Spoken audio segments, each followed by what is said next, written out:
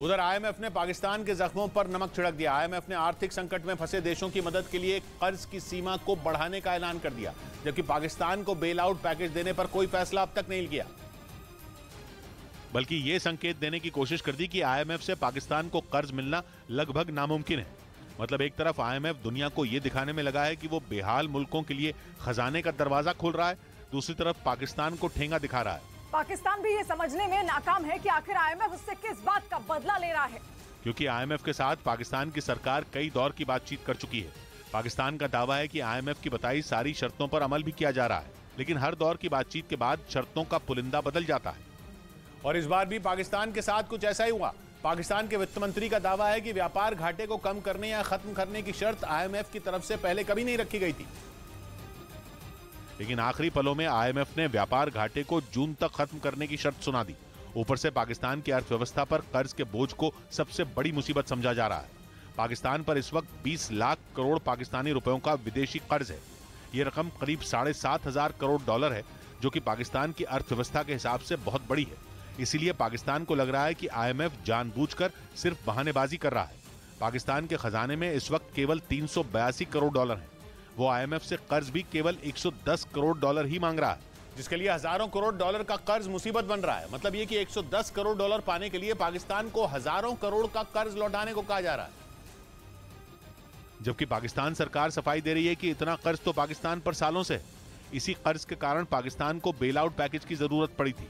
मतलब ये कि अगर ये कर्ज ही बेल आउट पैकेज के रास्ते की रुकावट है तो आईएमएफ ने शुरुआत में ही क्यों नहीं बताया। खबर है कि आईएमएफ के रवैये से पाकिस्तान की सरकार हताश है और इस मामले में वो अमेरिका की मदद लेना चाहती है। लेकिन अमेरिका भी पाकिस्तान से दूरी बना रहा है। मतलब ये कि पाकिस्तान का साथ न तो कोई विदेशी एजेंसी दे रही है और न ही उसका कोई दोस्त उसका साथ दे रहा है। इधर अहमदाबाद टेस्ट का दूसरा दिन खत्म होने से पहले ऑस्ट्रेलिया की टीम 480 रन के स्कोर पर सिमट गई। ऑस्ट्रेलिया के लिए उस्मान ख्वाजा और कैमरन ग्रीन के शतक गेम चेंजर साबित हुए, जिनके दम पर ऑस्ट्रेलिया ने एक बड़ा स्कोर खड़ा कर दिया। कैमरन ग्रीन और उस्मान ख्वाजा के अलावा ऑस्ट्रेलिया का कोई भी बल्लेबाज कुछ खास नहीं कर पाया। उस्मान ख्वाजा ने 21 चौकों की मदद से 180 रन बनाए, जबकि कैमरन ग्रीन ने 18 चौकों की मदद से 114 रन बनाए। दोनों के बीच 5वें विकेट के लिए 208 रनों की साझेदारी हुई, जिसने ऑस्ट्रेलिया का पलड़ा मजबूत कर दिया। हालांकि भारत के लिए अच्छी बात यह रही कि दूसरे दिन फिरकी का जादू चलने लगा। रविचंद्रन अश्विन सबसे कामयाब गेंदबाज रहे, जिन्होंने 6 खिलाड़ियों को आउट कर दिया। दिन का खेल खत्म होने तक भारत ने बिना विकेट खोए 36 रन बना लिए थे। उधर गायों की तस्करी के आरोप में टीएमसी नेता अनुब्रत मंडल को दिल्ली की राउज एवेन्यू कोर्ट ने 21 मार्च तक ईडी की हिरासत में भेज दिया, क्योंकि अनुब्रत मंडल पर गायों की तस्करी के अलावा मनी लॉन्ड्रिंग का भी आरोप लगा है। यही नहीं, ईडी ने अनुब्रत मंडल की बेटी सुकन्या मंडल समेत 12 लोगों को पूछताछ के लिए दिल्ली तलब किया। इन पर भी पैसों की हेराफेरी करने का आरोप है। इस बीच केरल में मार्च में ही गर्मी ने लोगों को बेहाल कर दिया। केरल के आपदा प्रबंधन प्राधिकरण ने दावा किया कि केरल के कुछ इलाकों का हाल ऐसा है कि लोगों को लग रहा है जैसे तापमान 54 डिग्री सेल्सियस पहुंच गया हो। जबकि केरल में इस सीजन का सबसे ज्यादा तापमान 38.6 डिग्री सेल्सियस दर्ज किया गया। लेकिन केरल के आपदा प्रबंधन प्राधिकरण ने अपनी रिपोर्ट में कहा कि राजधानी तिरुवनंतपुरम, आलपुझा, कोट्टयम और कन्नूर के कुछ इलाकों में हीट इंडेक्स 54 डिग्री सेल्सियस को भी पार कर गया। हीट इंडेक्स में तापमान के साथ साथ हवा की नमी को भी मापा जाता है। 54 डिग्री सेल्सियस के हीट इंडेक्स का मतलब है कि केरल में तापमान है तो कम, लेकिन लोगों को एहसास 54 डिग्री सेल्सियस जैसी गर्मी का हो रहा है। केरल के मौसम विभाग के डायरेक्टर का कहना है कि कम बारिश की वजह से मौसम ऐसा बना हुआ है। Kerala has not received any rain from 1st of March। यहाँ तक कि जनवरी और फरवरी में भी केरल में कम बारिश हुई। हालांकि राहत की बात यह है कि अगले 3-4 दिन में बारिश हो सकती है। उधर अमेरिकी मीडिया की खबर है कि इजरायल और सऊदी अरब के बीच दोस्ती कराने की कोशिश में लगे अमेरिका के आगे सऊदी अरब ने बहुत महंगी शर्त रख दी है। सऊदी अरब और इजरायल के बीच शुरुआत से सिर्फ और सिर्फ नफरत हो रही है। ऐसे में अगर दोनों दोस्त बन गए तो पूरे पश्चिम एशिया में राजनीति और कूटनीति के समीकरण ही बदल जाएंगे। लेकिन दोस्ती की इस कोशिश पर खुद सऊदी अरब ने ही ब्रेक लगा दिया। बताया गया कि सऊदी अरब ने अमेरिका से कहा कि वो इजरायल से दोस्ती का हाथ तभी आगे बढ़ाएगा जब अमेरिका उसकी कुछ शर्तें पूरी करे। सऊदी अरब एक न्यूक्लियर प्रोग्राम तैयार करना चाहता है। ऐसे में उसकी पहली शर्त यह है कि इस काम में अमेरिका उसकी मदद करे। सऊदी अरब की दूसरी शर्त यह है कि अमेरिका उसे हथियार बेचने पर लगाई बंदिशों को कम करे। लेकिन ये शर्तें इतनी महंगी हैं कि इजरायल और सऊदी अरब के बीच रिश्ते बहाल हो पाएंगे भी या नहीं, यही एक बड़ा सवाल बन गया है। क्योंकि अमेरिका को डर है कि न्यूक्लियर प्रोग्राम के लिए मदद की आड़ में सऊदी अरब कहीं परमाणु बम न बना ले। अमेरिका की दूसरी चिंता यह है कि अगर उसने सऊदी अरब को अंधाधुंध हथियार दिए तो वो उन्हें अपने पड़ोसी यमन पर भी दाग सकता है, जहां सऊदी अरब हूथी विद्रोहियों से लड़ रहा है। इसी वजह से विदेश मामलों के जानकार मान रहे हैं कि सऊदी अरब और इजरायल की दोस्ती देखने में कई बरस भी लग सकते हैं, क्योंकि अगर एक तरफ अमेरिका है तो दूसरी तरफ भी सऊदी अरब जैसा सबसे ताकतवर अरब देश है। ऐसे में वो अमेरिका की हां में हां मिलाकर अचानक अपना बरसों पुराना स्टैंड नहीं बदलेगा, क्योंकि इजरायल से दोस्ती करने का एक ही मतलब है, फिलिस्तीन के मुद्दे पर समझौता। इजरायल और फिलिस्तीन के बीच बरसों से जमीन का विवाद है। इजरायल यहूदी देश है, वहीं फिलिस्तीन अरब मुस्लिम है। इसी वजह से सऊदी अरब की इजरायल से शुरुआत से ही दुश्मनी रही है। ऐसे में अगर सऊदी अरब ने इजरायल से दुश्मनी भुला दी तो अरब दुनिया में उसकी थूथू हो जाएगी।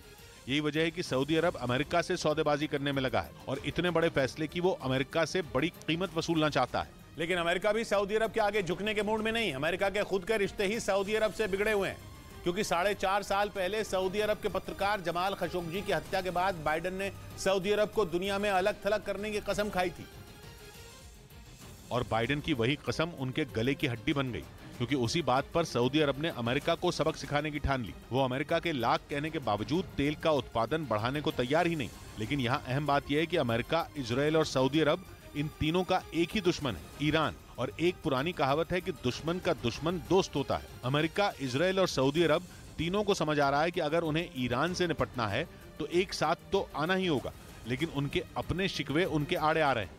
इधर सूत्रों के मुताबिक महाराष्ट्र में एनसीपी नेता हसन मुशर्रफ के अलग अलग ठिकानों पर ईडी ने छापेमारी की।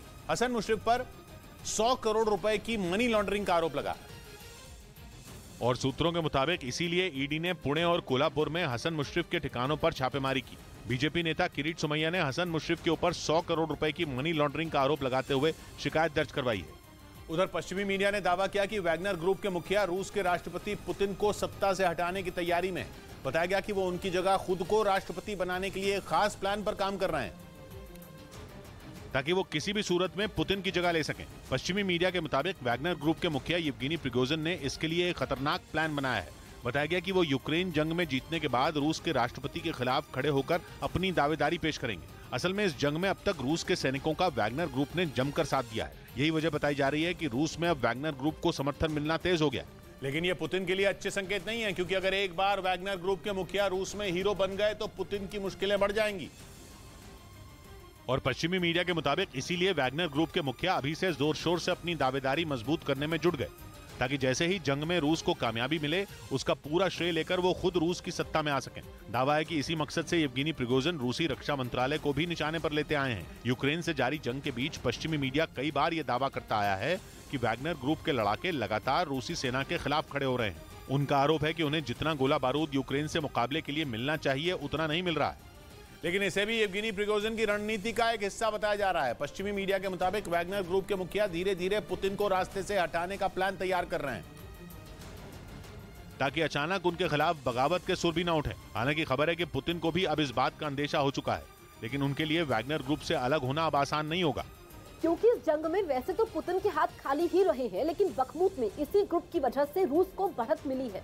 ऊपर से वैगनर ग्रुप के लड़ाकों ने अपने आप को यूक्रेन में हर मोर्चे पर साबित करके दिखाया है। यही वजह है कि पुतिन के लिए वैगनर ग्रुप को रूसी सेना से अलग करना किसी चुनौती से कम नहीं है। लेकिन इसके बावजूद अगर पुतिन इसके बारे में सोचेंगे तो उनकी सेना को और ज्यादा नुकसान उठाना पड़ सकता है। और पश्चिमी मीडिया का दावा है कि रूस पहले ही सैनिकों की कमी से जूझ रहा है, यानी अब पुतिन के लिए आगे कुआं और पीछे खाई जैसी मुसीबत आ गई है। इस बीच इंडोनेशिया जल्द ही अपनी राजधानी बदलने वाला है। उसकी मौजूदा राजधानी जकार्ता समंदर में डूब रही है, इसलिए पिछले साल इंडोनेशिया ने अपनी नई राजधानी बोर्नियो आइलैंड में बनानी शुरू कर दी थी। और अब इंडोनेशिया की सरकार जकार्ता को छोड़ने की तैयारी में जुटी है, ताकि बोर्नियो आइलैंड को नई राजधानी बनाया जा सके।